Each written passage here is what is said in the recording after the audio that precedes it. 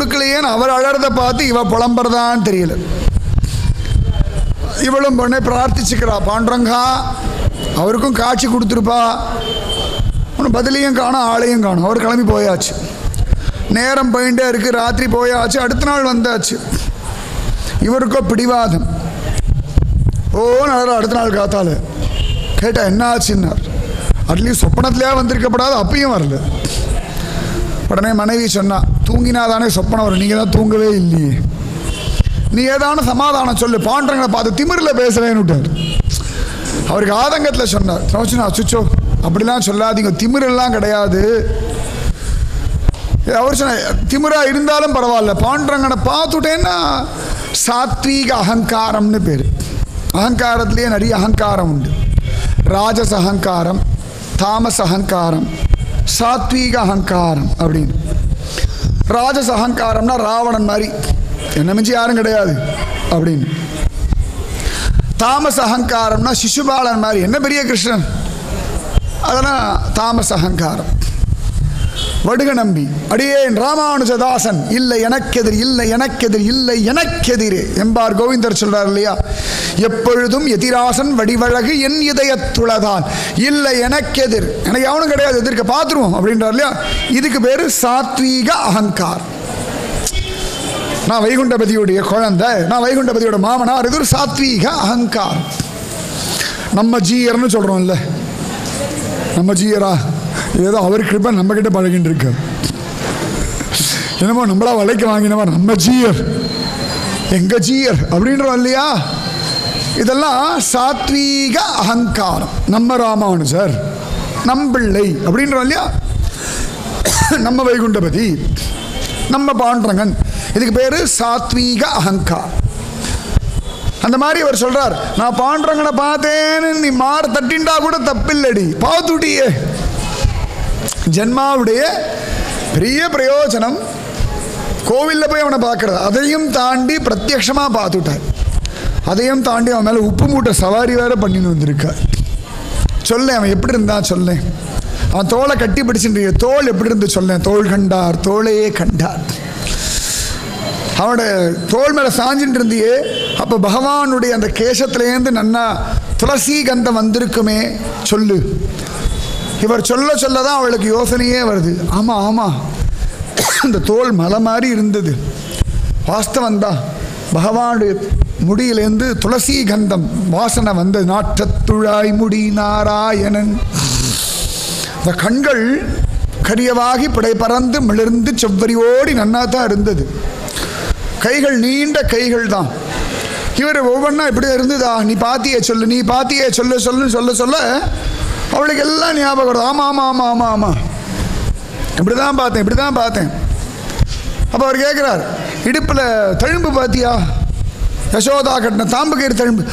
பார்த்தேன் பார்த்தேன் பார்த்தேன் பார்த்தேன் எல்லாத்தையும் சொல்லிட்டு அவ்வளோ ஆமாம் ஆமாம் சொன்ன. ஓ நடறார், உனக்கு எல்லாம் காட்டினா எனக்கு ஒன்றுமே காட்டல. ஓ நடறார். பார்த்தா நான் சாப்பிட மாட்டேன், எனக்கு அவன் வேணும். ஒரு நியாயமான பிடிவாதம். சாப்பிட்டு சாப்பிட்டு என்ன சுகத்தை கண்டோம். மத்தியானம் சாப்பிட்டாச்சு, ராத்திரி போய் சாப்பிட போகிறோம், திருப்பி தூங்க போகிறோம், திருப்பி நாளை காத்தாலையும் சாப்பிட போகிறோம். அடுத்த ராத்திரி பசிச்சு எழுந்து சாப்பிட்ற கூட்டம் எல்லாம் வேற உண்டு.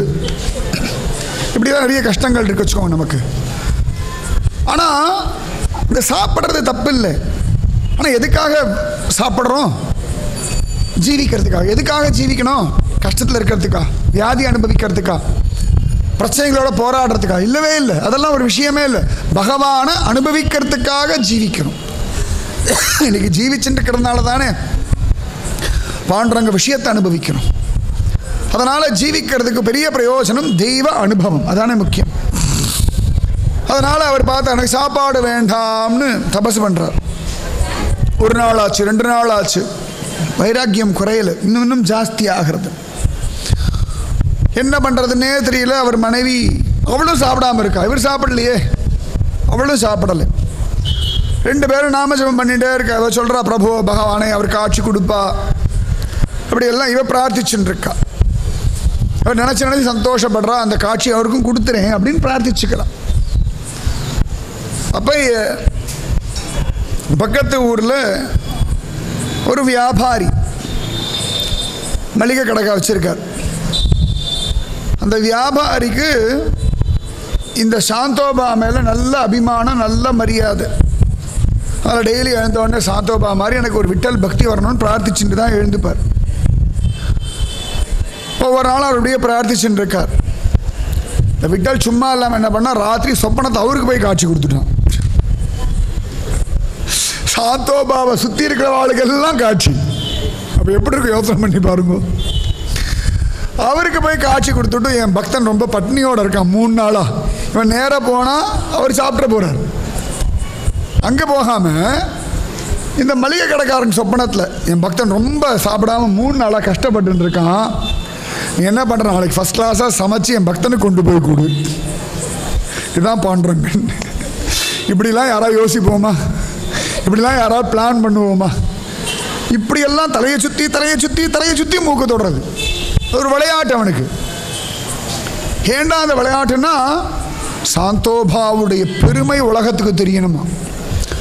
அவரோட சம்பந்தப்பட்டவாளுக்கே இவ்வளோ அனுகிரகம் கிடைக்கும்னா அப்போ அவர் எவ்வளவு பெரியவராக இருப்பார். அப்போ அந்த பாகவதோத்தமருடைய பக்தி எத்தனை வசத்தின்னு பார்த்துக்கோங்க. அதானே விசேஷம். அதான் நான் ஏற்கனவே சொல்லியிருக்கேன், நான் குருக்ஷேத்திரம் அங்கெல்லாம் போயிருந்தோம். சுகஸ்தல்லாம் நம்ம ஜீயரோட தான் போகணும். எல்லாம் அடுத்த ராத்திரி 12 மணிக்கு தான் தரிசனம். எங்கேயுமே 12 மணிக்கெலாம் அப்படி தரிசனம் பண்ணவே முடியாது. ஆனால் நம்ம ஜீயரோட போகணுன்ற ஒரு காரணத்தினாலே ராத்திரி 12 மணிக்கு சுகஸ்தல்ல பாகவதம், ராத்திரி 12 மணிக்கு பீஷ்மர் முக்தி அடைஞ்ச இடத்துல குருக்ஷேத்திரத்தில் விஷ்ணு சகஸ்ரநாம பாராயணம். அது ஒரு உபன்யாசம் வேறு எனக்கு ராத்திரி 12 மணிக்கு. 5 மணி நேரம் எல்லாம் அப்படியே அங்கங்கே பாட்டெல்லாம் கயண்டு போய் வந்து உட்காந்துருக்கும். ஜிஆர் சொல்லிட்டார், சகஸ்ரநாமம் சொல்லுங்கோ. எல்லோரும் இப்படி திரு முழிச்சா. எல்லாருக்கும் ஒரு டவுட்டு, நம்ம சொன்னது தப்பாக காதில் விழுந்துருத்தோன்னு. சுவாமி அப்படின்னு அதில் சகஸ்ரநாமம் பாராயணம் பண்ணலான்ட்டார். ஏற்கனவே பசி, சாயங்காலம் 6 மணிக்கு ஏதோ சாப்பிட்டது. அத்தனை இதில் ஒரு விஷ்ணு சகஸ்ரநாம பாராயணம். அப்போ இந்த மகாத்மாக்களுடைய சங்கமானது அதி விசேஷமானது, சந்தேகமே கிடையாது. உடனே அவனுக்கு பரம சந்தோஷம். மளிகை கடைக்காரனுக்கு, ஆஹா சாந்தோபாக்கி ஜெய் அப்படின்ட்டான். சம்பந்தப்பட்டவருக்கு தரிசனமே கிடைக்கல. சாந்தோபா மகாராஜுக்கு ஜெய். அவனுக்கு போய் அழகாக காட்சி கொடுத்துட்டார். ஆச்சரியமா. உடனே அடுத்த நாள் காத்தெல்லாம் எழுந்தான். நல்ல ஃபர்ஸ்ட் கிளாஸ் சாப்பாடெல்லாம் பண்ணிட்டு, பாண்டரங்கனுக்கு பிடிச்ச ஐட்டம்ஸ் எல்லாம் உண்டு, அதெல்லாம் பண்ணிட்டு கிடுகிடுன்னு ஓடி போய் சாந்தோபா திருவிடிகளில் விழுந்து, பிரபோ சத்குருநாதா அனுகிரகம் பண்ணாலே சந்தோஷம், மகோபாகியம் மகோபாகியம். இப்படி கண்ணை திறந்து பார்த்தார். யார் ராணி? அவருக்கு இவன் யாருன்னு கூட தெரியல. யாரப்பா நீ? நான் பக்கத்து ஊரில் மளிகை கடை வச்சுருக்கேன் சுவாமி, உங்களுடைய பக்தியெல்லாம் கேள்விப்பட்டு அன்னிலேருந்து உங்களை குருவாக வச்சுருக்கேன்.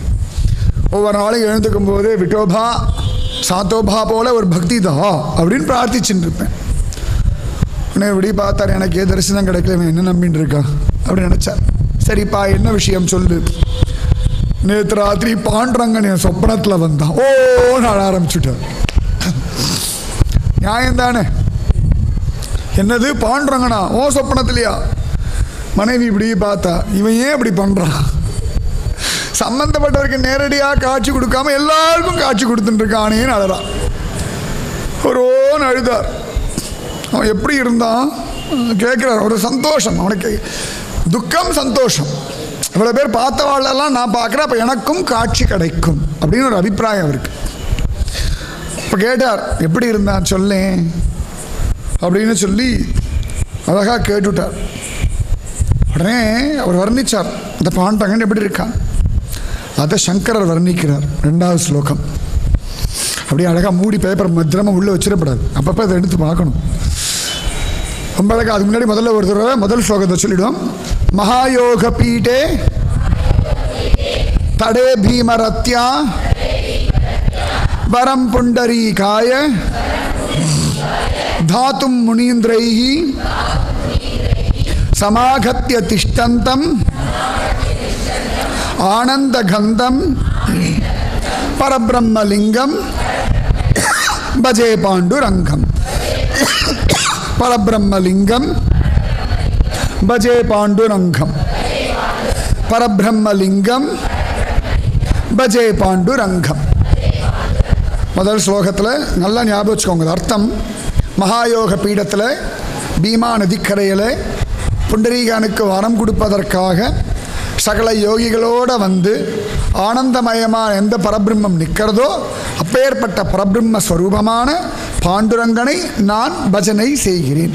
மகாயோக பீட்டே தடே பீமரத்யா வரம் புண்டரீகாய தாத்தும் முனீந்திரைகி சமாகத்திய திஷ்டந்தம் ஆனந்த கந்தம் பரபிரம்மலிங்கம் பஜே பாண்டுரங்கம். இப்போ ஈஸியாக இருக்கு இல்லையா? இதுதான் சங்கரர் அடுத்த ஸ்லோகத்தில் வர்ணிக்கிறார். தடித்வாசசம் நீலமேகாவபாசம்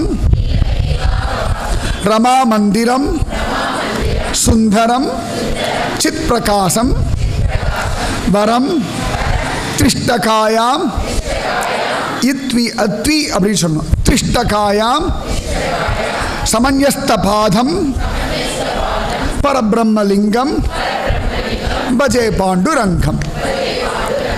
கடைசி லைன் தெரியும், இது 3 லைன் தான் படிக்கணும். பரபிரம்மலிங்கம் பஜே பாண்டுரங்கம். அப்போ 2வது ஸ்லோகத்தில் 1 லைன் தெரியும். இப்படி தான் நம்ம மன சமாதானப்படுத்திக்கணும் வச்சுக்கோங்களேன். இந்த குழந்தைகள்லாம் ஈஸியானதை படிச்சுட்டு நான் படிச்சுட்டேன் அப்படின்னு அதே மெத்தேடு தான்.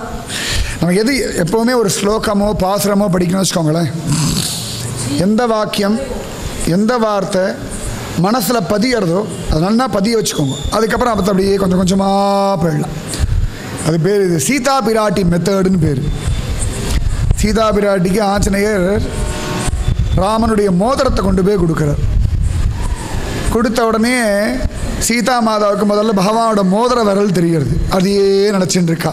அந்த கையில் மோதிரம் போட்டேன்னு, அந்த கையில் மோதிரம் போட்டேன்னு, அந்த கையில் மோதிரம் போட்டேன்னு. அப்புறம் அடுத்த விரல் தெரிஞ்சது, அப்புறம் ஆள்காட்டி விரல், அப்புறம் கட்டை விரல், அப்புறம் சுண்டு விரல், அப்புறம் அந்த கை உடனே அப்புறம் தலைமையில் வச்சுட்டாலாம். அதுக்கப்புறம் பகவானுடைய கணுக்கை, முழங்கை, தோள்கள், அப்புறம் கொஞ்சம் கொஞ்சமாக பகவானுடைய உருவம் தெரிஞ்சுதான். அவ்வளவு வசதி. அந்த மாதிரி பரபிரம்மலிங்கம் பஜே பாண்டுரங்கம், பரபிரம்மலிங்கம் பஜே பாண்டுரங்கம். இந்த பாண்டுரங்கன் பரபிரம்மமாக நிற்கிறான். எப்படா நிற்கிறான் அப்படின்னா தடித்வாசசம் நீல மேகாவபாசம். தடித்வாசசம் அப்படின்னா மின்னல் போன்ற பட்டாடை உடுத்தின்னு இருக்கான். இந்த பாண்டங்களுக்கு ரொம்ப பிடிச்ச ஒரு கலர் ஒயிட். அது ஏன் தெரியல, அவ்வளோ அழகாக வெண்பட்டு தான் உடுத்தின்னு. அது வெண்பட்டு உடுத்தி நின்னான்னா சாக்ஷாத் மன்மதன் தான். தக்க தக்க தக்க தக்கன்னு சொல்லிப்பான். அதுவும் இந்த குளிர்காலத்திலலாம் பார்த்தேன்னு வச்சுக்கோங்களேன். டெய்லியே வந்துட்டு குளிர்காலத்தில் பார்க்கணும். இந்த ஒரு 8 முழம் வேஷ்டி மாதிரி வெள்ளை வெள்ளையேன்னு ஒரு வஸ்திரம் இருக்கும். அதை அப்படி சுருட்டி ஒரு டர்பன் கட்டுவா பாருங்க பாண்டங்களுக்கு. கட்டுறதே ஒரு அழகு ஸ்டைல். இந்த மகாராஷ்டிரியன் ஜனங்கள் அப்படி தான் கட்டுவான். மராட்டிக்காரா அவ்வளோ பெருசு. அதாவது விரிச்சா ஒரு 4 பேர் படுக்கலாம், அவ்வளோ பேர் இருக்கும். அதை சுருட்டி தலையில் அப்படி டர்பன் மாதிரி கட்டுவான் பாண்டரங்கன். பளிச்சு வெள்ளை வெள்ளையேன்னு இருக்கும். வெண்பட்டு தும்புப்பூ மாதிரி வெள்ளை வெள்ளையன்னு. இவன் நல்ல கருப்பு. இந்த கருப்புக்கு அந்த கலர் தான் தெரியும் அழகா. தூரத்தில் இருந்தானா பாண்டரங்கன் எப்படி ஆனால் ட்ரெஸ் வச்சு தான் கண்டுபிடிப்பான், இவனை வச்சு இல்லை. அந்த மாதிரி வெண்பட்டு அது மின்னல் பளிச்சு பளிச்சு பளிச்சுன்னு இருக்கு இல்லையா, அது இவன் உடம்புல அது அசையும் பொழுது மின்னல் மாதிரி இருக்கான். பெரும் கார்மேக கன்றே போல் ஆண்டாள் சொல்றா. ரொம்ப அழகா மினுங்க நின்று விளையாட விருந்தா வனத்தே கண்டோமே, கணங்களோடு மின்மேகம் கலந்தார் போல். ரொம்ப அழகா ஆண்டாள் சொல்றான். அந்த மாதிரி சொல்ற ஆண்டாள். அதே போல இங்க சங்கர சொல்றார் தடித்வாசசம், அழகான மின்னல் போன்ற வஸ்திரம். நீல மேகாவபாசம், நீலமேகம் போன்ற கருண்ட ஒரு சரீரம். ஜோரா நல்ல கணங்கரே கார்மேக கன்றே போல். அண்ணா ஒரு மேக கண்ணுக்குட்டி மாதிரி இந்த பாண்டரங்கன். அதில் மின்னல் போல பட்டாடை. தடித்வாசசம் நீல மேகாவபாசம் ரமா மந்திரம். ரமா அப்படின்னா லக்ஷ்மி. ஸ்ரீராம ராம ராமேதி ரமே ராமே. பார்வதியும் ரமே அப்படின்னு சொல்லுவார். ரமா அப்படின்னா ரமிக்க செய்பவள்னு அர்த்தம். ராமன்ற மாதிரி ரமா. அவ்வளோ அழகாக ரம்யமாக இருக்காளாம். ரமா மந்திரம். ரமான்னு சொல்லும்படியான ஸ்ரீதேவிக்கு இருப்பிடம் அவன் நெஞ்சிலேயே வச்சுட்டு இருக்கான் இல்லையா, ரமா மந்திரம். ஸ்ரீதேவி புலம்பும்படியான அழகன். ரமா மந்திரம் Sundaram, smart fellow. Mister universe Sundara Paripoorna Nambi. Hi Sundar. Lakshmi தேவிக்கு ரொம்ப காதல் இருந்தா ஹாய் சுந்தர் எப்படி இருக்காய், ஹாய் டார்லிங் அப்படின்னு வரலாம். சுந்தர், சுந்தர்ன்ற வார்த்தையை ஒரு அழகு, ஒரு ஸ்டைல், அது ரொம்ப அழகு. சுந்தர்ராஜன் பெருமாள் பேர் உண்டு. சுந்தர், ஹாய் சுந்தர் அப்படின்னு வரலாம். ஹே சுந்தரா. குப்ஜை, இந்த கூனி இருக்கா பாருங்க, பாகவத கூனி, ராமாயண கூனி இல்லை. அவளை பார்த்து கிருஷ்ணன் ஹே சுந்தரி அப்படின்றான். அவன் பகவான் இவ அழகா கூடல் நிமித்தி விட்டுட்டான். பூச கொடுத்தேனோ, அதெல்லாம் ரைட். எத்தனை வாக்கியம் கன்ஃபார்ம் பண்ணுறேன், அதுக்குள்ள ஆரம்பிச்சாச்சு.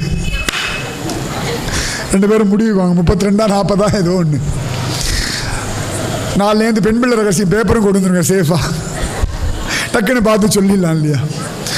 பூச கொடுத்தேனோ கூனியை போல. சரி, அடுத்த வாக்கியம் என்ன, முன்னாடி வாக்கியம் என்ன? எது முன்னாடி வாக்கியம்? சரி, நீங்களே தீர்மானத்துக்கு வாங்க. அப்போ அந்த கூனியை பகவான் இப்படி நிமித்தி விட்டவொடனே அவள் ஹே சுந்தரா, அதற்கு அவள் சுந்தரான்னு சொல்லி அவன் சுந்தரின்னு சொல்லிட்டவொடனே அவள் கூடல் நிமித்த ஹே சுந்தரான்றாளாம். அந்த மாதிரி சங்கரர் சொல்கிறார். சங்கரர் பெருசாக ரூபத்தில் மயங்கிறவர் கிடையாது, அப்படியே எல்லாத்துலேயும் நிர்குண நிராகார பிரம்மத்தில் மயங்கக்கூடிய ஒருத்தர் சங்கரர். இந்த சங்கரர் சொல்கிறார், சே சுந்தரண்டா அழகாக தாடா இருக்குது ஸ்டைல். அந்த இடுப்பில் கை வச்சு நிற்கிறது, அந்த இடுப்பில் கை வச்சு நின்னாலே ஒரு அழகு தான், அது ஒத்துண்டு தான் ஆகணும். சாமியார் இடுப்பில் எந்த பெரிய மைனரா, இடுப்பில் கையெடு அப்படின்னு இடுப்பில் கை வச்சுட்டு நல்ல பெரிய லெவலில் இருக்க மட்டும் இடுப்பில் கை வைக்கலாம், ரெடி குழந்தைகள் வைக்கலாம், அழகாக இருக்கும். நீங்கள் டீச்சர்கிட்ட போய் ரெடி வாத்தியார்கிட்ட போய் என்ன சார் எப்படி இருக்கேன் பலார்னு விழும்,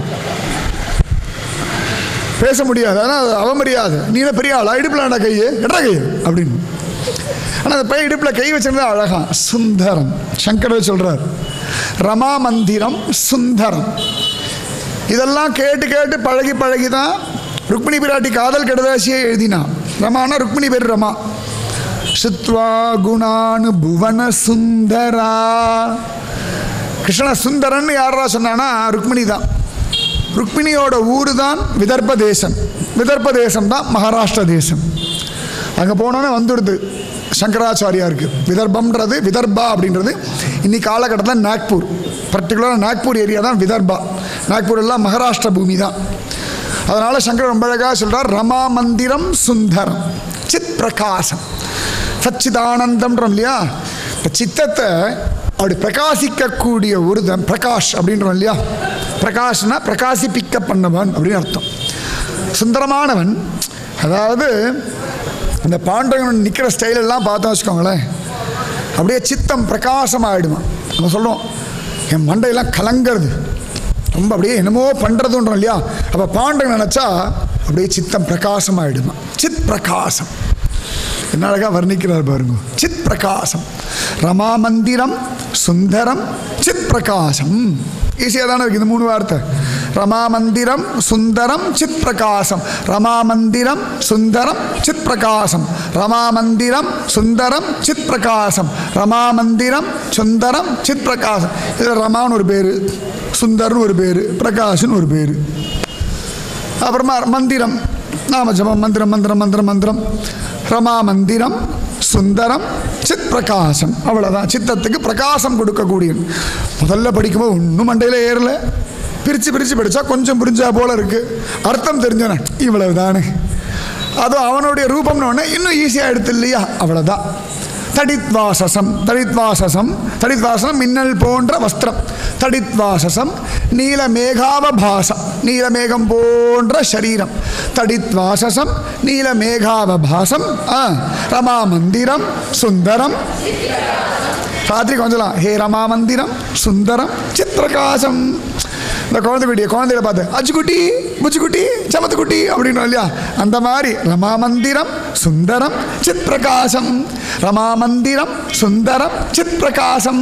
ரமா மந்திரம் சுந்தரம் சித் பிரகாசம் அப்படியே அனுபவிக்கிறார். தடித்வாசசம் நீலமேகாவபாசம். ரமா மந்திரம் சுந்தரம் சித் பிரகாசம். தடித்வாசசம் நீலமேகாவபாசம். சுந்தரம் சித் பிரகாசம் சித் பிரகாசம் சித் பிரகாசம் சித் பிரகாசம் சித் பிரகாசம். சித்தத்தை பிரகாசம், சித்தம் அப்படியே டல்லாகிறது இல்லையா, சித்தம் பிரகாசமாகிறது. ரமா மந்திரம் சுந்தரம் சித் பிரகாசம் தடித் வாசசம் நீல மேகாவபாசம் ரமா மந்திரம் சுந்தரம் சித் பிரகாசம். இன்னும் ஒரு லைன் தான் பாக்கி. தடித் வாசசம் நீல மேகாவபாசம். 5 வார்த்தை, இதுக்கு அவ்வளவு பாடு. தடித் வாசசம் நீல மேகாவபாசம். அப்படி ஸ்டைலாக படிச்சு போயிடுவேன். ரமா மந்திரம் சுந்தரம் சித் பிரகாசம். என்னைக்காவது பாண்டவன் வரலன்னா கூட சங்கரர் சொல்லியிருக்கார், அந்த ஸ்லோகத்தை சொல்லியிருக்கேன், அதுக்காக ஒழுங்கு மரியாதையாக வந்துரு அப்படின்னு சொல்லலாம். ரமா மந்திரம் சுந்தரம் சித் பிரகாசம் வரம் திஷ்டகாயம்.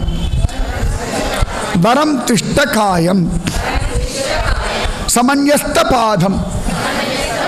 வரம் திஷ்டகாயம் சமன்யஸ்த பாதம். வரம் திஷ்டகாயம் சமன்யஸ்த பாதம். சகலவிதமான வரங்களையும் கொடுக்கறதுக்காக இந்த 2 பாதத்தையும் சமமாக வச்சு நிற்கிறானா. சமன்யஸ்த பாதம் செங்கல் மேலே. இப்போ கிருஷ்ணன் திரிபங்கி ரூபம்னு வச்சுக்கோங்களேன், ஒரு காலை அப்படி மடக்கி வச்சுட்டு இருப்பான். அப்போ ஒரு பாதம் க்ளீனாக கீழே படிஞ்சுட்டு இருக்கும், ஒரு பாதம் குத்தலாத அப்படி இருக்கும். ஆனால் பாண்டவனுடைய 2 பாதமும் நன்னா பதிஞ்சிருக்கான். அப்போ 2 பாதம் நன்னா அப்படி பிடிச்சிக்கலாம். பார்த்தசாரதி மாதிரி, ஆதிநாதர் மாதிரி, ஸ்ரீனிவாசர் மாதிரி இந்த பாதம் நன்னா அப்படி பதிஞ்சு நிற்கிறதா. அது எப்படி நிற்கிறான்னா, செங்கலுக்கு வலிக்கப்படாதுன்னு நிற்கிறானோ தேமேன்னு. சமயத்தில் குழந்தை அம்மாவே அப்பாவே என் மடியில் உட்காந்துக்கோங்க அப்படின்னா போய் தும்முன்னு உட்கார மாட்டோம், தாங்காது குழந்தை. அப்புறம் வசனமெல்லாம் வேற இருக்கு, கோழி மீச்சு குஞ்சு சாகுமா அந்த கதையெல்லாம் விட்டுருவோம். ஒரு 85 வயசு கிலோ அம்மா, ஒரு 15 கிலோ வயசு இருக்க குழந்தை போய் உட்காந்து தாங்குமா?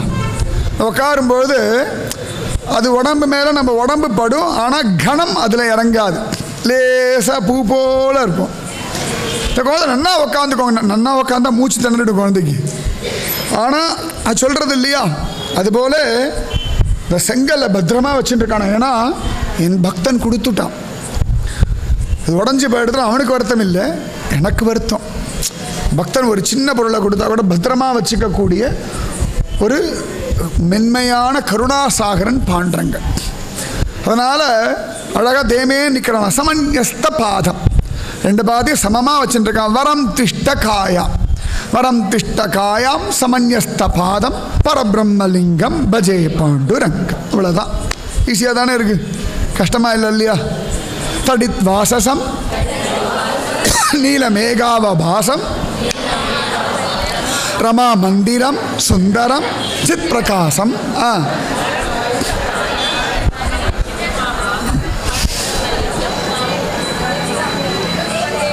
ஒரு வழியாக முடிச்சுட்டு இங்கே கொஞ்சம் அங்கே கொஞ்சம் அங்கே கொஞ்சம், ஆனால் நன்னா தான் இருக்கு. வரம் திகாயாம் ரொம்ப அழகா சொல்ல. வரம் திஷ்டகாயாம் சமன்யஸ்த பாதம் பரபிரம்மலிங்கம் பஜே பாண்டுரங்கம் சொல்றார். அந்த மளிகை கடைக்காரர் நல்லா பளிச்சு பளிச்சு பளிச்சுன்னு பட்டாடை உடுத்திண்டு கருத்த நீலமேகம் போல ஒரு ரூபத்தோட அத்தனை அழகா இருந்தார். பக்ஷஸ்தலத்தில் தாயார்லாம் இருந்தார், ரொம்ப சுந்தரனா இருந்தார். அவர் பார்த்தோன்னே மனசே பிரகாசமாயிடுத்து. வரம் திஷ்டகாயம் சமன்யஸ்த பாதம், அழகாக எனக்கு வரம் கொடுக்கறதுக்காக சமமான பாதங்களை செங்கல் மேலே வச்சுண்டு வரம் திஷ்டகாயம் சமன்யஸ்த பாதம் பரபிரம்மலிங்கம் பஜே பாண்டுரங்கம். இந்த செங்கல் மேலே எப்படி நின்றுந்தார் தெரியுமா? அச்சோடான்னு நின்றுருந்தார், குஞ்சித்தமாக நின்றுந்தார், சமமாக வச்சுருந்தார். சமன்யஸ்த பாதம் வரம் திஷ்டகாயாம் சமன்யஸ்த பாதம். அழகாக அந்த பாதங்களை சமமாக வச்சுட்டு வரம் திஷ்டகாயாம் சமன்யஸ்த பாதம் பரபிரம்மலிங்கம் பஜே பாண்டுரங்கம்.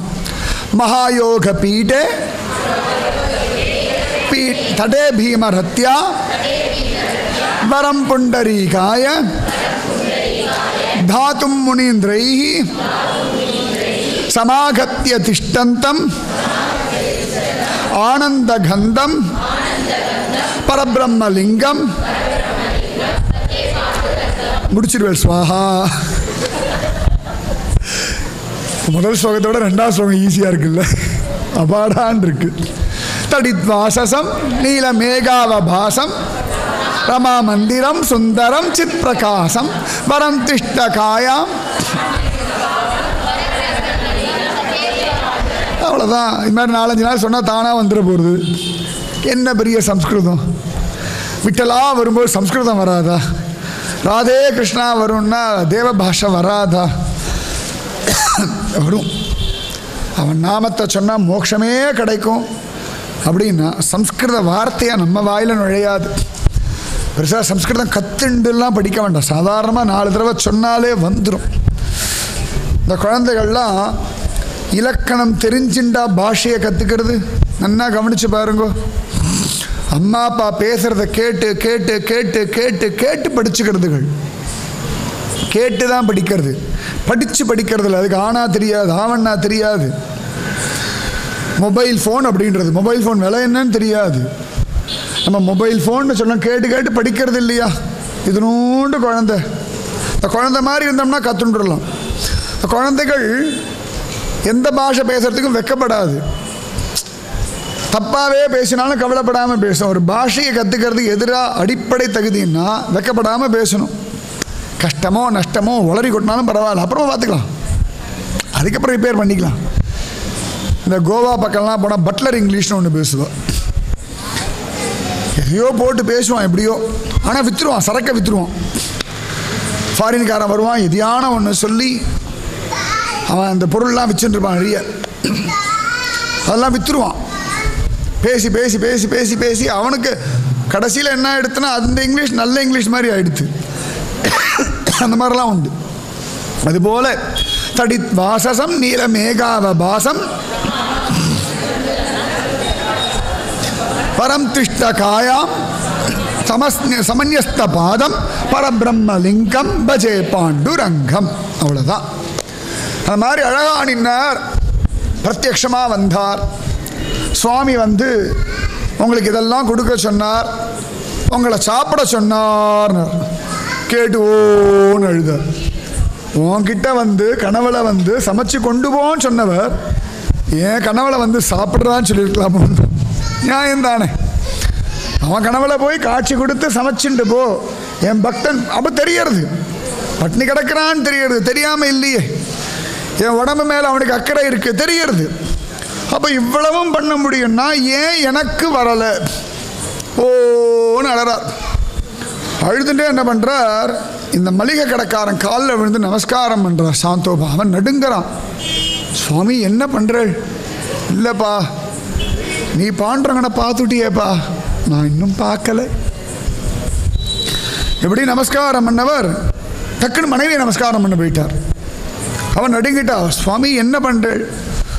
அவரா சொப்பனத்தில் பார்த்தார், நீ அவன் முதுகிலேயே சவாரி பண்ணியிருக்க சொல்கிறார். அழுதுண்டே மனைவி நமஸ்காரம்லாம் பண்ணாதீங்கோ அப்படின்றார். அப்போ அவர் 2 பேரும் முன்னாடி கைகூப்பிக்கிறார். சாந்தோபா அந்த மளிகை கடைக்காரர்கிட்டையும் தன் மனைவியும் பார்த்து கைகூப்பிண்டு, நீங்கள் சொல்லுங்கோல எனக்கு பாண்டரங்கன் காட்சி கொடுக்கட்டும்னு. நீங்கள் சொன்னேன்னா எனக்கு பாண்டரங்க தரிசனம் கிடைக்கும். இவரை உத்தேசிச்சுட்டு தான் இவா 2 பேருக்கும் விட்டலன் காட்சி கொடுத்துருக்கான். ஆனால் அவர் சொல்கிறார், நீங்கள் எனக்காக பகவான்கிட்ட சொல்லுங்கோளே, நான் பாண்டரங்கனை பார்க்கணும்னு சொல்லுங்கோளே அப்படின்னு சொல்கிறார்.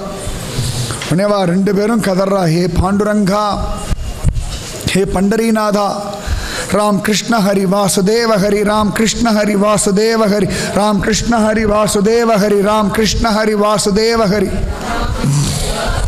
ராம் கிருஷ்ண ஹரி வாசுதேவ ஹரி, ராம் கிருஷ்ண ஹரி வாசுதேவ ஹரி, ராம் கிருஷ்ண ஹரி வாசுதேவ ஹரி, ராம் கிருஷ்ண ஹரி வாசுதேவ ஹரி, ராம் கிருஷ்ண ஹரி வாசுதேவ ஹரி, ராம் கிருஷ்ண ஹரி வாசுதேவ ஹரி, ராம் கிருஷ்ண ஹரி வாசுதேவ ஹரி.